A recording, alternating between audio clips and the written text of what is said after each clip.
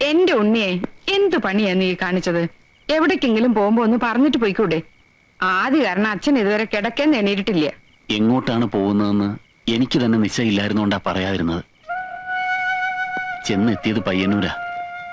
കൂടെ പഠിച്ചിരുന്ന അബ്ദുൽ അസീസ് അവിടെ ഒരു ക്ലിനിക്ക് നടത്തുന്നുണ്ടെന്ന് അറിയായിരുന്നു. ഞാൻ കൂടെ നിൽക്കട്ടെ എന്ന് ചോദിച്ചു. അവൻ സമ്മതിച്ചു. വിവരം ഇവിടെ ഒന്ന് പറഞ്ഞിട്ട് പോകാന്ന് കരുതി.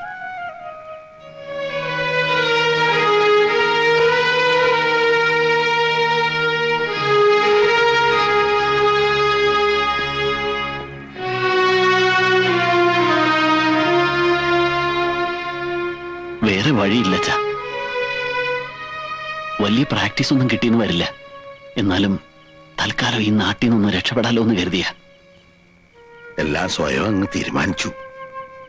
അത് എന്റെ വിശ്രമകാലത്ത് നീ ഒരു ഡോക്ടറായി ഇവിടെ വരുന്ന രോഗികളെയും ചികിത്സിച്ച് നമ്മുടെ തറവാടിന്റെ പാരമ്പര്യം തുടർന്നു പോകുമെന്ന് ഞാൻ മോഹിച്ചു.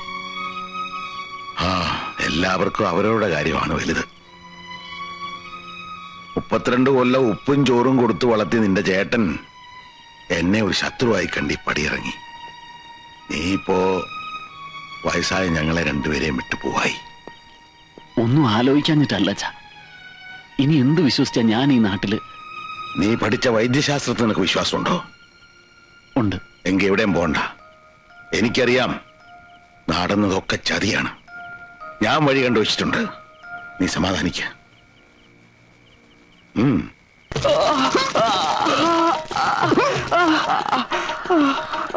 ഇപ്പൊ എങ്ങനെയുണ്ട്? അത് വെറും തോന്നലാണ്.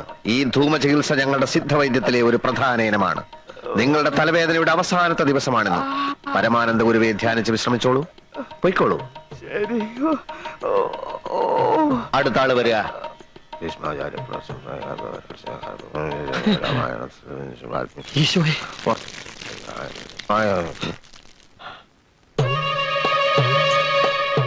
ബന്ധങ്ങളുടെ കെട്ടുപാടുകൾ പൊട്ടിച്ചെറിഞ്ഞ് സർവസംഘപരിത്യാഗിയായി ജീവിക്കുന്ന ഒരാളാണ് ഞാൻ.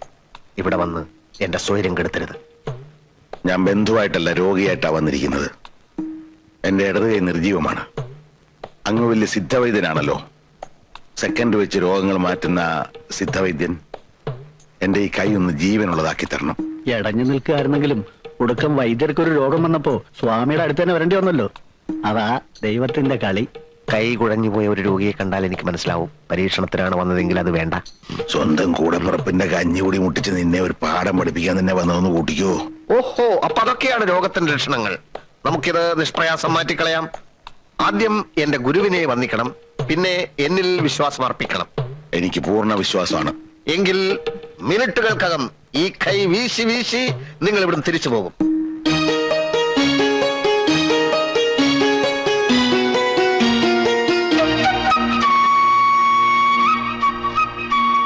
ഇതൊരു പ്രത്യേകതരം രോഗമായതുകൊണ്ട് ഒരു പ്രത്യേകതരം മരുന്ന് തന്നെയാണ് ഞാൻ പ്രയോഗിക്കാൻ പോകുന്നത്. തിരുമേനി, എന്ത് മരുന്നാണാവോ? താങ്കളുടെ അറിവിൽപ്പെടാത്ത എത്രയോ പച്ചമരുന്നുകൾ നമ്മുടെ സഹ്യാദ്രി സാനുക്കളിൽ ഇല്ല എന്നുണ്ടോ? ബ്രഹ്മർഷി പരമാനന്ദ ഗുരുവെ മനസ്സിൽ ധ്യാനിച്ചുകൊണ്ട് കാള കാടി കുടിക്കണ മാതിരി ഒറ്റ വലിക്ക് അങ്ങോട്ട് കുടിച്ചോളൂ. ഇതെന്താണെന്ന് പറഞ്ഞില്ല. അതൊരു രോഗി അറിയേണ്ട കാര്യമല്ല. വിശ്വാസമാണ് പ്രധാനം. പിന്നെ താങ്കൾ ഒരു വൈദ്യൻ കൂടി ആയതുകൊണ്ട് ഞാൻ സത്യം പറയാം.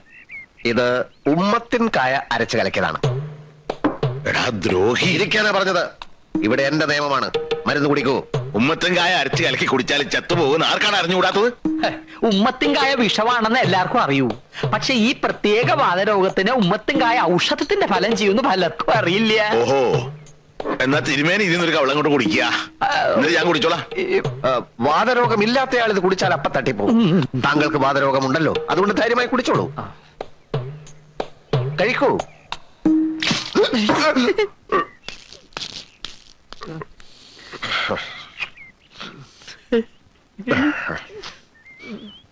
ഭ്രാന്ത ഏട്ടന് ഭ്രാന്ത്. ഇന്ന് ഉമ്മത്തിങ്കായ കലക്കി തന്നെങ്കിൽ നാളെ ഇരുട്ടടി അടിച്ച് കൊല്ലില്ലെന്ന് എന്താ ഇത്ര ഉറപ്പ്? എന്താ എന്റെ ഉണ്ണി ഇങ്ങനൊക്കെ പറയണത്? സ്വന്തം അച്ഛനോട് ഏതെങ്കിലും മക്കൾ അങ്ങനെ കാണിക്കോ? പിന്നെ എന്താ കാണിച്ചേ? അത് കുടിച്ചിരുന്നേ കെട്ടിയെടുക്കേണ്ടി വരില്ലായിരുന്നു തന്നെ. നിങ്ങൾ ആരും കരുതും പോലെ ഒരു വിദ്യാസുരനോ ദുഷ്ടനോ ഒന്നും അല്ല കുഞ്ഞീഷൻ. തങ്കപ്പെട്ട മനസ്സാ അവന്റേത്. ഇതുപോലെ ഓരോ താന്തോന്നും തനങ്ങൾ കാണിച്ച് നാട്ടുകാരെയും തല്ലി മേടിക്കുമ്പോ തങ്കം ചെമ്പാകും. ഏയ് അവൻ ഏതോ ഗുരുവിന്റെ നിന്ന് വരം കിട്ടിയിട്ടുണ്ടെന്നുള്ള കാര്യം ഉറപ്പാ. അളിയൻ ആ കള്ളച്ചക്കന് വക്കാലത്തുമായിട്ട് നടക്കുക. കഴിവുകളെ പ്രശംസിക്കാൻ ശിവശേഖരൻ ഒരിക്കലും അമാന്തിച്ചിട്ടില്ല. അതവിടെ നിൽക്കട്ടെ. ഇവിടെ ഇപ്പൊ സംഗതി ഒന്നും ആയിട്ടില്ല. പന്തലുകാരൊക്കെ ഏർപ്പാടാക്കിയതാണ്. എന്തിന്? കല്യാണം ഇങ്ങനെ അടുത്തില്ലേ? ഹം. ഏത് കല്യാണം? ഏത് കല്യാണമെന്നോ? ആങ്ങളക്ക് ഇത് എന്താ പറ്റിയേ? ഉണ്ണിയുടെ ഇന്ദുവിന്റെയും കല്യാണേ. ഓ കല്യാണം. കല്യാണം മംഗളസുമേ പക്ഷസ്ഥലേ കൗസ്തുഭം ധർമ്മ സംസ്ഥാപനാർത്ഥായ സംഭവാമി യുഗേ യുഗേ. അമ്മാവാ, ഓടാ ആങ്ങളെ ഓടി. ശിവശങ്കര, പോടോ.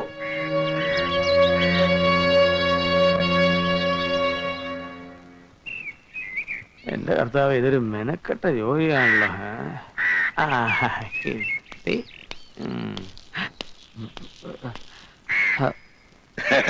നേരത്തെ തന്നെ ചോദിക്കണമെന്നുണ്ടായിരുന്നു. നമ്മൾ തമ്മിൽ ഇതിനുമുമ്പ് കണ്ടിട്ടുണ്ടോ? നല്ല മുഖരിയ തോന്നുന്നു. എന്റെ അപ്പൻ നമ്പൂതിരി ഒരു സ്ത്രീലമ്പടനായിരുന്നു. ചിലപ്പോ അദ്ദേഹം താങ്കളുടെ ആ വഴിക്കൊക്കെ വന്നിട്ടാവണം. എനിക്കും അപ്പനും ഒരേ ചായന്യ. ചാക്കോ,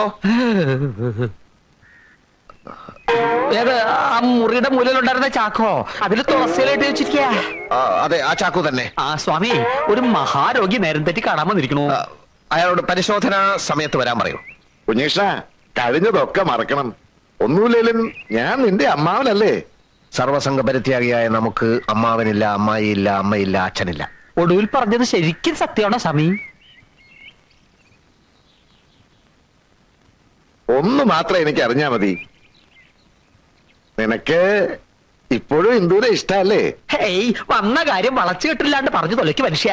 അല്ല, ഇന്ദുവിനെ നീ കല്യാണം കഴിക്കണം കുഞ്ഞീഷ. എനിക്കതിനുള്ള യോഗ്യതയുണ്ടോ? ഉണ്ട് കുഞ്ഞീഷ, നിനക്കേ അതിനുള്ള യോഗ്യതയുള്ളൂ. എന്റെ അനുജൻ ഉണ്ണികൃഷ്ണന് എന്നാണ് ആ യോഗ്യത നഷ്ടപ്പെട്ടത്. എന്തിനാ കുഞ്ഞീഷ എഴുതാപ്പുറം വായിക്കണത്? ആ കഥ കഴിഞ്ഞു എന്ന് വിചാരിച്ചോളൂ. വിചാരിക്കാൻ ബുദ്ധിമുട്ടുണ്ട്. നിങ്ങളൊക്കെ ചേർന്നൊരു വിത്തുപാകുന്നു, അതിന് വെള്ളമൊഴിക്കുന്നു, വളമിടുന്നു. അങ്ങനെ അത് ചെടിയാകുന്നു, മരമാകുന്നു. ആ മരം കായ്ക്കുന്നു, കായ പഴുക്കുന്നു. അതുപോലെ നിങ്ങളുടെയൊക്കെ അധ്വാനത്തിന്റെ പഴമല്ലേ ഉണ്ണികൃഷ്ണൻ? ആ പഴം ഏതോ കാക്കകൾക്കും പട്ടികൾക്കും എറിഞ്ഞു കൊടുത്തിട്ട് ഇപ്പൊ നാണമില്ലാതെ എന്റെ മുമ്പിൽ വന്ന് മൂങ്ങുകയാണല്ലേ? ഭർത്തിന് കൈപ്പിഴ ജന്മസിദ്ധനാണല്ലോ കുഞ്ഞീഷ്ണ. കൈപ്പിഴകളെ പറ്റിപ്പോയി, ഒരുപാട് അബദ്ധങ്ങൾ ചെന്ന് ചാടിപ്പോയി. മറക്കണം, പൊറുക്കണം. ഈ അമ്മാവനെ നീ ഒന്ന് സഹായിക്കണം. എന്റെ മകൾക്ക് നീ അല്ലാതെ ആരുമില്ല കുഞ്ഞീഷ്ണ. എല്ലാം തീരുമാനിച്ചുറപ്പിച്ച് കല്യാണത്തിനുള്ള സദ്യ വരെ ഒരുക്കിയിട്ട് മുടങ്ങിപ്പോയതല്ലേ ഇവളും ഉണ്ണിയും തമ്മിലുള്ള കല്യാണം? അതേടി, അത് മുടക്കി ദൈവമായിട്ടാണ് ഞാൻ കരുതുന്നത്. അല്ലെങ്കിൽ പിന്നെ അത് മുടങ്ങേണ്ട വല്ല കാര്യമുണ്ടോ? നിനക്കറിയില്ല, കോടിക്കണക്കിന് ആ കുഞ്ഞീഷിന്റെ ആസ്തി. സ്വന്തമായിട്ട് ഒരു വിമാനം വാങ്ങാൻ പോകുന്നു. കേസില്ലാത്ത ആ പീറ ഡോക്ടറെ കെട്ടിയ ഇവക്ക് ഇത് വല്ലതും സ്വപ്നം കാണാൻ പറ്റുമോ? അപ്പോ സ്വന്തം മോൾ ഇഷ്ടമല്ലേ നിങ്ങൾക്ക് വലുത്? ഈ കാര്യത്തിലല്ല. ഇവള് പറയാണ്, അച്ഛാ എനിക്കൊരു ചുവന്ന പാവാട വേണം, ഞാൻ വാങ്ങിക്കൊടുക്കും. കറുത്ത കരിവള വേണം, ഞാൻ വാങ്ങിക്കൊടുക്കും. പക്ഷേ കാൽക്കാശിന് ഗതിയില്ലാത്ത ഒരുത്തരെ ഭർത്താവായി വേണമെന്ന് പറഞ്ഞാൽ ഞാനതിന് കൂട്ടു നിൽക്കില്ല. ഈ ശിവശങ്കരനായ ലോകം കണ്ടവനാ. ആ ശിവശങ്കരനായ മകളെ കോടീശ്വരൻ കുഞ്ഞീഷൻ തന്നെ കെട്ടും, അല്ലെങ്കിൽ കെട്ടിക്കും. ആ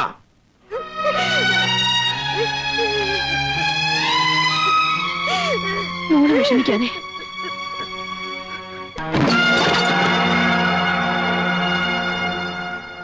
എന്താ ഉദ്ദേശം? മനസ്സിലായില്ല. ഏട്ടൻ എന്തിനാ വെറുതെ പുറകെ നടന്ന് എന്നെ ഇങ്ങനെ ഉപദ്രവിക്കുന്നത്? ഞാൻ ആരെയും ഉപദ്രവിക്കാറില്ല, കാരണം എനിക്കതിനുള്ള സമയമില്ല. ഓഹോ, കള്ളം പറഞ്ഞ് എന്റെ കല്യാണം മുടക്കി, വൃത്തികെട്ടൊരു നാടകം നടത്തി നാട്ടുകാരെ മുഴുവൻ എനിക്കെതിരാക്കി, അന്തസ്സോടെ ചെയ്തുകൊണ്ടിരുന്ന ഒരു ജോലി വെള്ളത്തിലാക്കി. ഒക്കെ ഞാൻ സഹിച്ചു. പക്ഷെ കുട്ടിക്കാലം തൊട്ട് ഒരു മുത്തു പോലെ തേച്ച് മിനിക്ക് മനസ്സിൽ കൊണ്ട് നടന്നിരുന്ന എന്റെ പെണ്ണിനെ തട്ടിയെടുക്കാൻ ശ്രമിച്ചാലുണ്ടല്ലോ, വിടില്ല ഞാൻ. അതെ, താൻ വരട്ടുണ്ടോ? താൻ വരട്ടിയ വരണ്ടോണ പീക്കറിയല്ലേ ഇദ്ദേഹം. തനിക്കറിയോ, താൻ ഒരു മുത്തുപോലെ തേച്ച് മിനിക്കാ കൊണ്ട് നടന്നിരുന്നെങ്കിൽ ഇദ്ദേഹം ആ പെൺകുട്ടി ഒരു കൽപ്പവൃക്ഷം പോലെ കരളിനകത്ത് നട്ടു നനച്ച് വളർത്തിയാ കൊണ്ട് നടന്നേ. അതെങ്ങനെ പിഴുതു കളയാൻ പറ്റുമോ? എന്നോട് ആരും സംസാരിച്ചില്ല. പോ. തിരുമേനി പറഞ്ഞത് ശരിയാണ്. അങ്ങനെ പിഴുതു മാറ്റാൻ പറ്റില്ല. നിന്നേക്കാൾ മുൻപ് ഞാനാണ് അവളെ കണ്ടത്, നിന്നേക്കാൾ മുൻപ് ഞാനാണ് അവളെ സ്നേഹിച്ചത്. അമ്മായിയുടെ അന്ത്യാഭിലാഷം നിന്നേക്കാൾ മുൻപ് ജനിച്ച ഞാൻ അവളെ കെട്ടണമെന്നായിരുന്നു. അമ്മായി അങ്ങനെ പറഞ്ഞു എന്നുള്ളതിന് യാതൊരു തെളിവുമില്ല. അഥവാ അങ്ങനെ പറഞ്ഞിട്ടുണ്ടെങ്കിൽ തന്നെ വല്ല ബോധക്കെട്ടുകൊണ്ട് പറഞ്ഞതായിരിക്കും. അവൾ എന്റെ പെണ്ണ, അവളെ ഞാൻ തന്നെ കിട്ടും. നീ കേട്ടില്ല, ഈ ജന്മം നിനക്കതിന് സാധിക്കില്ല. അതിനുള്ള കരുക്കൾ ഞാൻ നീക്കിക്കഴിഞ്ഞു. വെരി സോറി അനിയ, വെരി സോറി. ഓഹോ, അപ്പൊ വാശിയാണോ? വാശിയാണ്. വാശിയുടെ കാര്യത്തിൽ ഞാൻ ഒട്ടും പുറയിലല്ല. നിനക്ക് ചുണയുണ്ടേ നീ ചെന്ന് കെട്ടടാ. അപ്പൊ അവസാന തീരുമാനം എടുത്തു കഴിഞ്ഞു. എന്നാ കാണാം. ഓ കാണാം. നിൽക്കൂ. അടിക്കടി വഴക്കിന് വരാണ്ടിരിക്കണാണ് ആരോഗ്യത്തിന് നല്ലത്. നല്ലൊരു തടിയുണ്ടല്ലോ, അത് കേടാക്കണോ? ഇപ്പൊ ഇതിരിക്കട്ടെ, സമയം വരും. അപ്പൊ താൻ തന്നെ തന്റെ ഗുരുവിന് കൊടുത്തേക്ക്. നൊന്തോ? ലേശം. നേരത്തെ ഒരു ചില്ലറ ബാക്കിയുണ്ട്. ഇല്ലെന്ന് പറഞ്ഞില്ല, എല്ലാം കൂടെ നാളെ തന്നേക്കാം. നമ്മുടെ ശിവശങ്കരൻ ഇപ്പൊ ഈ വഴി ബാലിന്റെ ചായക്കടയിലുണ്ട്. ശിവശങ്കര, ശിവശങ്കര അവിടെ നിക്ക. ശിവശങ്കര,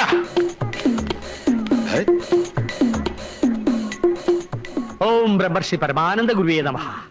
എല്ലാരെയും വീടുകളിൽ ചെന്ന് ക്ഷണിക്കാന്ന് വെച്ച അസാധ്യ കാര്യമാണ്. ഇതാ പിടിച്ചോളൂ. സ്വാമി കുഞ്ഞികൃഷ്ണാനന്ദയ്ക്ക് പ്രത്യേകിച്ച് സ്വന്തക്കാരോ ബന്ധുക്കളോ ഒന്നും ഇല്ലല്ലോ, നാട്ടുകാരാണല്ലോ എല്ലാം. സ്വാമി കുഞ്ഞികൃഷ്ണാനന്ദ വിവാഹ പത്രിക വന്നോളൂ, വന്നോളൂ. സ്വാമി കുഞ്ഞികൃഷ്ണാനന്ദ വിവാഹ പത്രിക. ഈ വരുന്ന ആഷാഢത്തിലെ ശുക്ലപക്ഷത്തിൽ അടിയൻ പരിണയ വിധേയനാവുകയാണ്.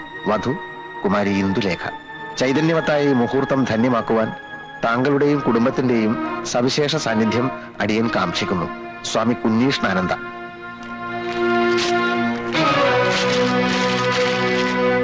അതെ, ഇങ്ങോട്ട് വരൂ. ഇതാണ് നോൻ പറഞ്ഞ മുത്തുപട്ടര്, കൽപ്പാത്തിക്കാരനാ. ഇത്രയും കേമായിട്ട് സദ്യ ഒരുക്കുന്ന ഒരാൾ ഈ ഭൂമി മലയാളത്തിൽ ഇല്ല. ഇനിയോട്ട് ജനിക്കാനും പോണില്ല. ഒക്കെ കേമാവണം. ഒരേ ഒരു മോളാ, ഈ വീട്ടിൽ ഇനി വേറൊരു കല്യാണം നടക്കാനില്ല. എല്ലാം കേമാക്കിക്കളയോ. ആ പായസം 3 വിധത്തിലായിക്കോട്ടെ. അട, പരിപ്പ്, സേമ്യ. ഇത്രയും കേമായിട്ടൊരു സദ്യ ഈ പ്രദേശത്തിൽ ആദ്യം ആവണം. എന്നാ എന്താച്ചാ നോക്കോളൂ, അഭിപ്രായമാണ് കേക്കണ്ട. മാധവമിത്രി വരുന്നുണ്ട്, കുഴപ്പാവോ?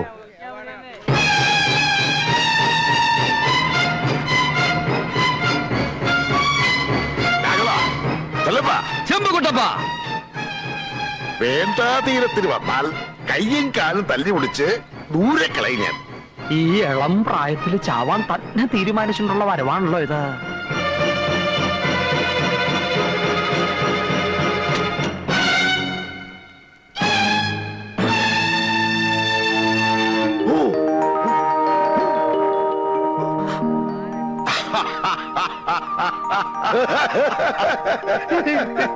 താൻ ക്ഷണിച്ചില്ല വെച്ചാല് ഞാൻ വരൂടോ.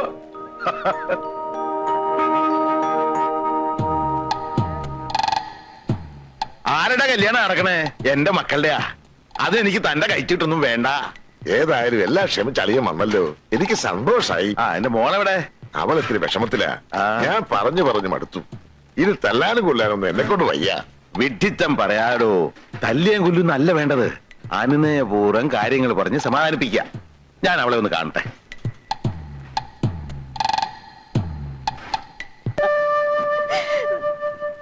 എന്താ മോളെ ഇത്?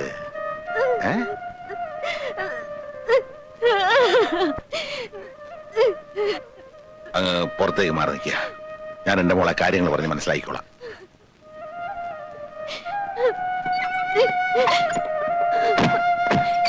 എല്ലാം അറിയാവുന്ന അമ്മാവനും ഇതിന് കൂട്ടു നിൽക്കണോ? പറയുന്ന അങ്ങനെ കേൾക്കുക. കാര്യം എന്റെ അളിയനൊക്കെയാ. പക്ഷെ നിന്റെ അച്ഛൻ ഒരു കള്ളച്ചെറ്റയാ. 4 പണം കിട്ടുമെന്നറിഞ്ഞാ അവൻ എന്തിനും മടിക്കില്ല. മുള്ളിനെ മുള്ളുകൊണ്ട് എടുക്കണോന്ന് കേട്ടിട്ടില്ലേ നീ? പറ്റിയ ഒരു മുള്ളുമായിട്ടാ ഞാനിപ്പോ വന്നിരിക്കണേ. നിനക്ക് അവന്റെ കൂടെ ജീവിക്കണ്ടേ? ഉണ്ണിയുടെ കൂടെ. നിന്റെ അച്ഛന്റെ അരിക്കല് നേരാമണ്ണം നിന്നാൽ അതൊരിക്കലും നടക്കില്ല. ഒരു സ്വല്പം കുരുട്ട് ബുദ്ധി ഉപയോഗിക്കണം. ധൈര്യമുണ്ടോ നിനക്ക്? ഇന്ന് രാത്രി ഇവിടുന്ന് പുറത്തിയാടണം. എന്നിട്ട് എത്രയും പെട്ടെന്ന് സ്ഥലം വിടണം. അതിനുള്ള എല്ലാ ഏർപ്പാടുകളും ചെയ്തു വെച്ചിട്ടാ ഞാൻ വന്നിരിക്കണേ. ആവൂ, ഒരു യുദ്ധം ഉണ്ടാവുമെന്ന് കരുതി. പക്ഷേ അളിയൻ വെള്ളക്കൊടി വീശി. ഈശ്വര, സർവമംഗള സമ്പൂർണം സൗമ്യം കല്യാണഭൂഷണം.